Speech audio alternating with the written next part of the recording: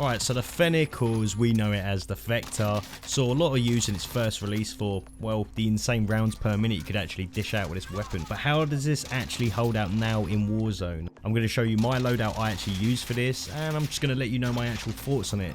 Is it actually viable in Warzone, or is it just better to use an Origin shotgun, which seems to slam anyone at close range? I'm going to probably make this into a mini-series called Is It Good Within Warzone, and I'll probably just cover other weapons that people don't use, stuff like the AN or, you know, the SA-87 LMG, stuff like that.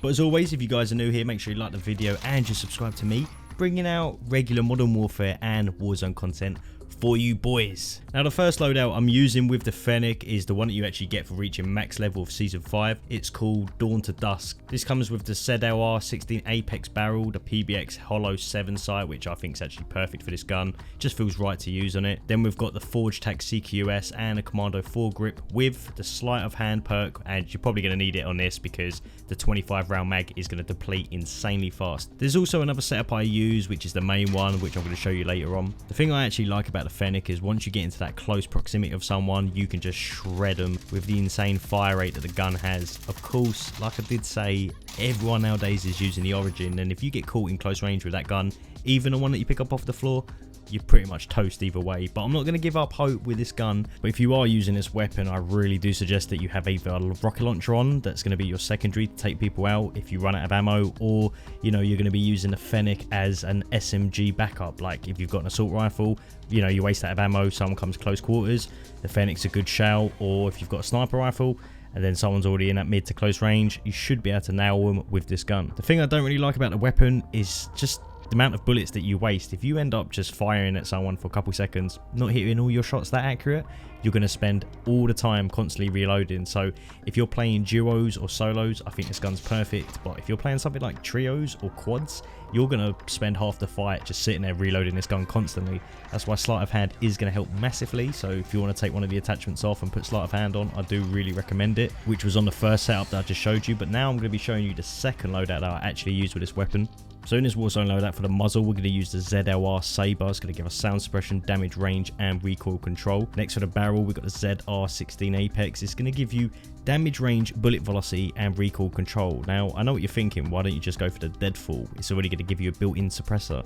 The thing that's really weird about this weapon is I feel like when you change certain attachments, I just feel like it makes the gun less powerful. And that sounds really weird to say. I know the gun originally starts with 25 bullets. When you put on like the 40 round mag, for some reason it just feels like it takes more bullets to kill someone. And do you know how it is with Modern Warfare and how, like, you know, someone can use a certain weapon or a certain attachment on a gun, then suddenly it's extremely powerful. Kind of like the FAMAS shotgun, like you had to use a certain variant for it that you got in like Season 1. And only the shotgun attachment on that was really powerful. It just makes me think that other guns kind of work like that, and I really don't like that. I could be completely wrong, but that's what it feels like. But for the rest of the attachments, of course, I'm using the PBX Hollow 7 sight. You can change this if you want to, or even use it without. Then I'm using the 40 round drum mag, just so we've got them extra bullets. But if you're not a fan of using it, even take it off. And then lastly, we're using the stippled grip tape, just for the faster aim down sight speed. All right then, boys, let's actually test this weapon out and see if it's going to live up to its name.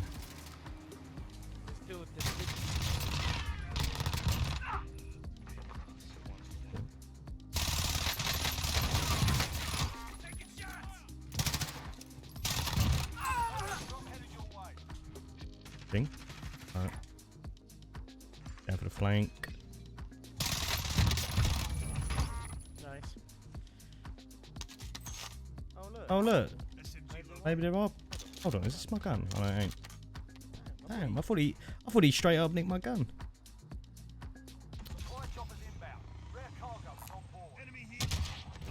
Got him. Oh, what a shot that was. Holy shit. Yeah, boys, it's always good to have like a long range weapon with this SMG. Like, as you can see, hit the dirty long shots. But mid range is the only issue you're going to have, really. So you have to play around it. Someone just went into my Bouncing Betty or Claymore. Fuck me. Where was that? That was a TV station. I'm still running. Found one. Allah!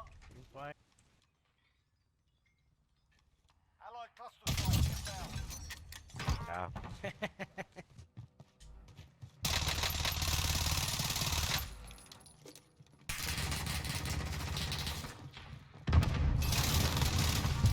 Ja, dit is door, man. think these guys are just sitting in a bunker. I don't know.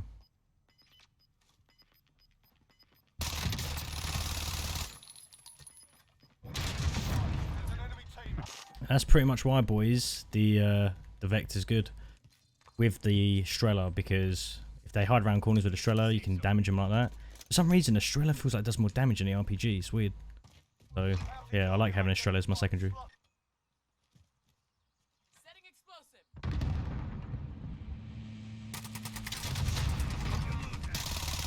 And guys, that's pretty much the loadout for the Fennec. I think it is kind of an underrated gun. I mean, everyone's using like the MP5 now, but I honestly think this is on par with pretty much every other SMG you're going to see.